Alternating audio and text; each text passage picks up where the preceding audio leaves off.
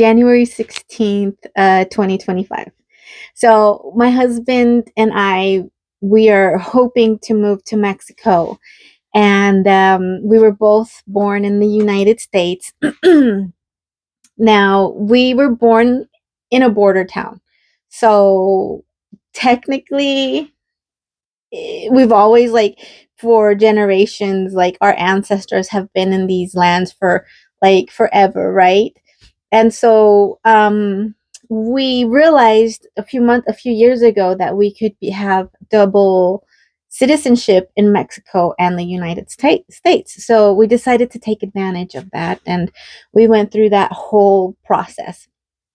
Now, if you're Mexican American, or if you were born in the United States, but your parents are Mexican, you can do the same thing. You can have your parents essentially vouch that you're their child, and then you can take advantage of being a Mexican citizen.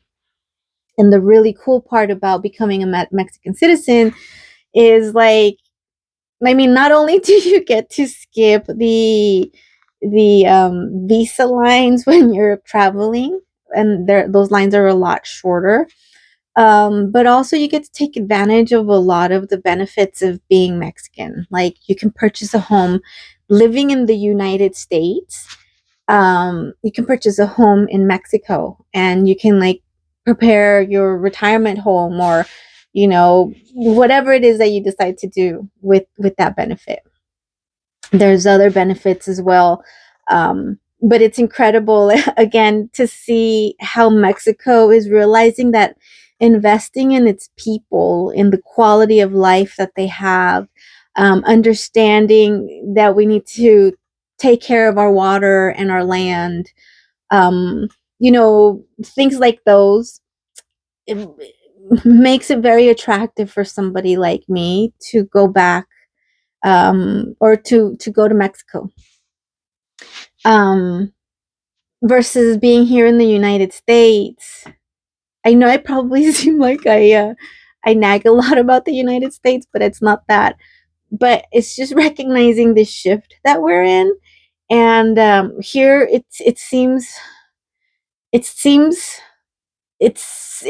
like this bubble that the United States is about to burst. And maybe it's because of the political change that the US is going through, but it just seems like everything is so unstable. It seems that the red is very red, the blue is very blue, and then everybody that's in between kind of, like, leans all over the place. And that's perfectly fine. But it just seems really unstable politically. And then, like, socially, at least in the city that I live in, I don't know, it's kind of it's very diverse. And I haven't experienced anything negative in terms of, like, violence or anger or ignorance. I haven't. But I do feel like everybody's still a little, like, they're trying to break away from certain culture norms, or from certain traditions or whatever. They're trying to break away from that, but they don't know, like, what to gravitate to. And this is not to speak ill about it. Like, this is not a negative thing. It's just like that's how what it seems like to me. Um I was telling my mom, like, I have the privilege to say I was born in the United States, because that's just kind of like where the river where the river was flowing. I was born in the United States, but I grew up so close to Mexico. Like, literally, I lived in Mexico a few years, and there was every weekend we were in Juarez. Like, every weekend we would be there, and my grandma was a serious Mexican. um, anyway, and so I got to experience my roots, my culture. Like, I got to experience Mexico, and its life, and its people, and its food, and its humor, and like, holy shit, like, I am, like, 100% Mexican, right? um And it was so beautiful, such a beautiful life. But here, like, seriously, what do, like, gringos or güeritos or los blancos, right? What do they gravitate to? Like, how, what other example have they lived through other than the American culture? And this goes the same to, like, our African American, you know, people, like the people that live here, like, they were taken from their, that part of them, right? Like, what I'm leaning back right now on is my Mexican roots. It's like that culture. It's like, it's giving me like a different view in life, right? But these two groups of people don't have that. All they know, it's going to be either one way or another. Like, all they know is capitalism. All they know is this, like, Eurocentric way of living, either because they introduced it or because they were forced into it. And then a lot of as Native American people, you know, we're forced to assimilate. And some of us are still scarred with it. Some of us still struggle with it. Some of us ignore it, you know, but it's the truth. It was like forcing this way of life.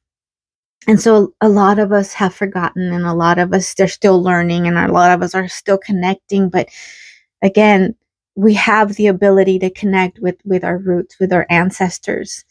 Um, you know, the wisdom that Native American people have is so valuable. It's so valuable because they are the keepers of this land. Like, this is the land essentially formed them. You know, that's why they have that beautiful skin, and they're the product of their environment. Like, this is how races came to be.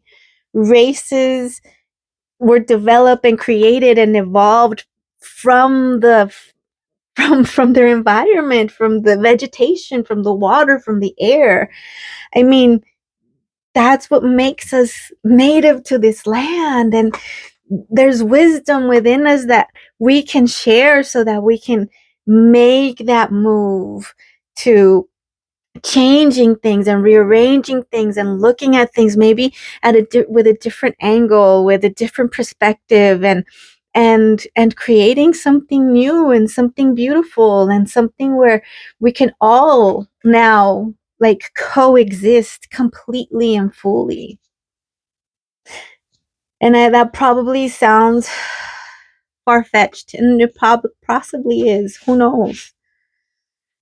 But I like to believe that as we are shifting, and as, you know, roles are rearranging, I hope that we all can find this as an opportunity to come together and to teach and to learn from each other, like walking together. You know, we're in the same freaking road. We're going to the same place. You know, we're all extensions of the one infinite creator. And at one point, we will all be united. So inevitably, I will see you there. Some of us will take a little longer, and some of us are like, oh, possibly there, but we're all gonna get there. There's lessons that we have to learn. You know, there's a purpose that we have. There's a reason why we came. Let's fulfill it. Let's search. Let's get to know us individually. Let's raise our vibration. And if you don't like that, if it sounds weird, then let's just live better quality life. Let's connect with each other. Let's honor life fully, you know, as human beings. And then let's honor life. Let's honor Mother Earth. Let's honor the plants and the animals and the water and the air. And let's learn to speak that language again, to be one with Pachamama, to be one with Mother Earth, to once again see our reflection in the cosmos. Let's remember that. And one day we'll get there. But until now, I think that just maybe prioritizing you, prioritizing like yourself, and be present. Because that's all we really have.